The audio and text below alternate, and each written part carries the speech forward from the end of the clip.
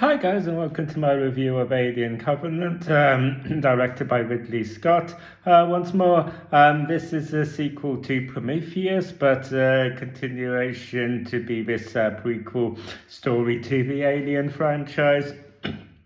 And the plot here, we essentially get is this colony ship called the Covenant receives this transmission call from this planet that they believe to be habitable. So they go out to investigate to see if it's sustainable to colonize, and it turns out that was a really bad idea because the planet is infested with all of these alien creatures.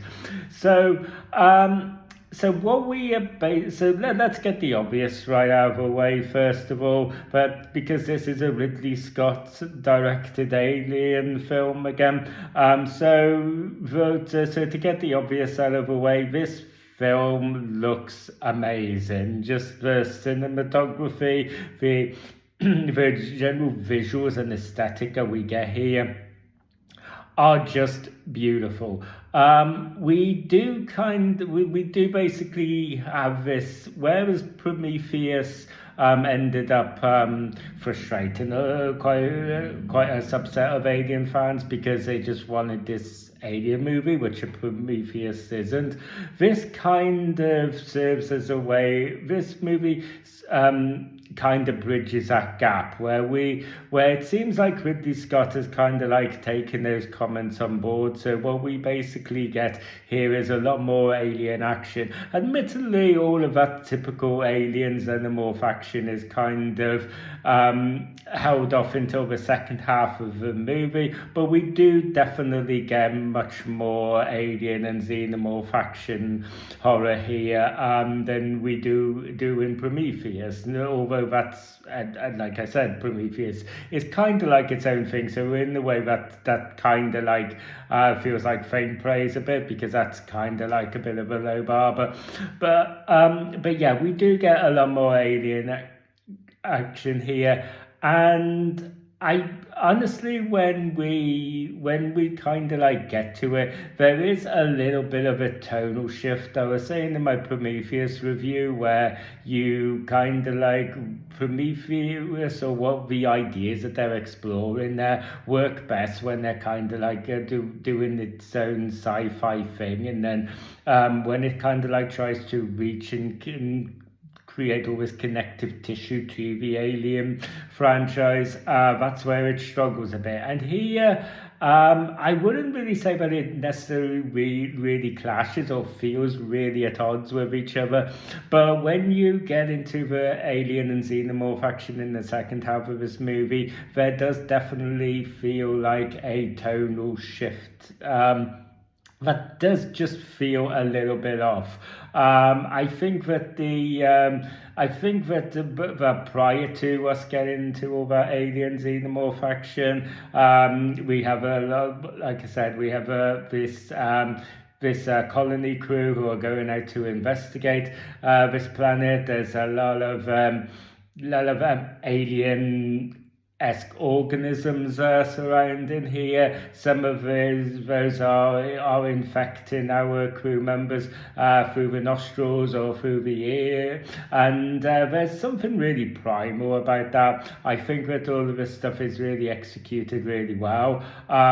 We do get a bit more exploration onto kind of different variations of aliens here. That's something that I did really appreciate. I think it's one of the reasons why I'm not one of these Alien fans that get frustrated by these movies that we don't get enough xenomorph action, because I am interested in kind of looking more outwards and exploring all of these other alien life forms that kind of exist within this world.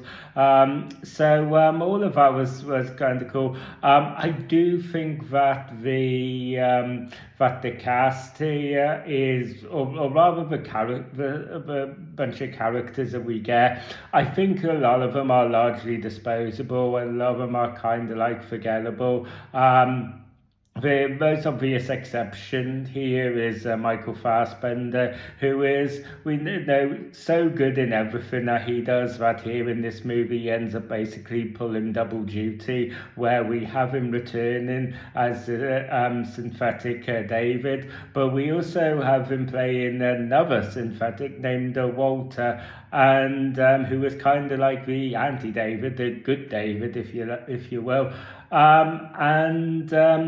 So yeah, like I said, Michael Fassbender, great in everything that we do. But yeah, basically, this movie. This movie essentially I did end up really enjoying. Gotta say this was one of possibly the only Alien movie where when I was revisiting these movies for the sake of these reviews, this was the only one I wasn't really entirely sure where I was going to land, because when I watched this movie for the first time, I thought that it was I wasn't really impressed by it. I felt really let down by it. And then I revisited it maybe whatever it was, like about a year ago, whenever it was. And I found myself enjoying it a whole lot more. So going into this revisit, I wasn't really sure where I was gonna land on it, whether I was gonna kind of like retract back to kind of like not really enjoying this, or whether I was gonna continue enjoying it. I'm happy to say that overall I do enjoy this. I do prefer Prometheus. I gotta say that the one kind of real pet peeve I have with this movie is that we are essentially have this kind of like bookend where we have obviously the end of Prometheus with Elizabeth Shaw's character, obviously setting off with David. We know that this is kind of like ominous, because we know of obviously David's true intentions here. So her character is completely written out of this, and so we're following David being this kind of like continuing to be this little saboteur, this little puppet master throughout the entire film. While the crew are, for the most part, are kind of like blissfully unaware of David's true intentions, or when they do become aware of David's true intentions, it's not long before they're bitten off. But here, and again, the way that this movie kind of like wraps up, it just feels a little bit of an anticlimax. It all just feels a little bit empty, that you're following these characters on this big roller coaster of a journey, and the upshot is that it's basically just results in them kind of going back into stasis with David overlooking, and then boom, then bang, they're cut. And it does feel a bit sucky, to be honest with you. It does feel a bit of a cheat, and it does feel like you're kind of like somehow shortchanged. I mean, looking at it logically, like you can't really fault David's kind of plan here in that respect. But yeah, just seeing it kind of play out with obviously the demise of Shaw's character from Prometheus, and seeing it play out with the demise of our main protagonist here in this movie, yeah, it just feels a bit anticlimactic.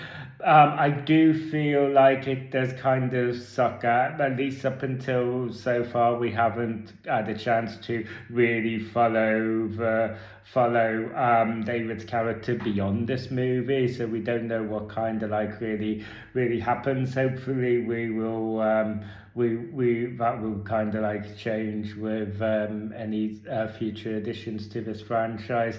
But yeah, that's my main bug with this movie, and it just kind of like there's no real, you don't really feel any hope for our protagonists, because it all just kind of like feels like that they're going to get this victory just to be kind of like cut off as soon as they go into stasis. But so yeah, that just feels a bit of a kind of a gut punch, I'll be honest.